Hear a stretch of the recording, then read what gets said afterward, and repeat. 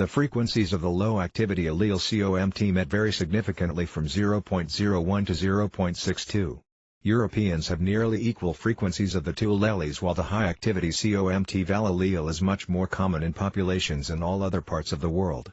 Sequencing in non-human primates indicates that high-activity COMT-VAL is the ancestral allele in humans, establishing the low-activity COMT-MET allele as the derived allele unique to humans. The association of the COMT-VAL allele with schizophrenia suggests that this allele, by virtue of its physiological effect on prefrontal information processing, increases susceptibility to schizophrenia.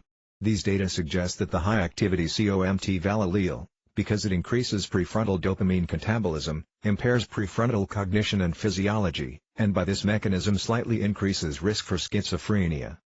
Consistent with other evidence that dopamine enhances prefrontal neuronal function, the load of the low-activity COMT-MET allele predicted enhanced cognitive performance.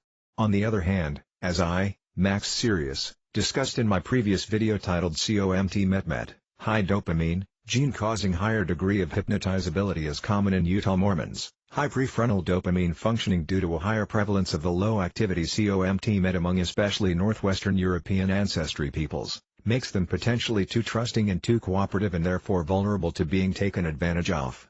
This phenomenon is known as pathological altruism and could be caused by the low-activity COMT-MET allele, because due to surging levels of dopamine, cooperation can become addictive.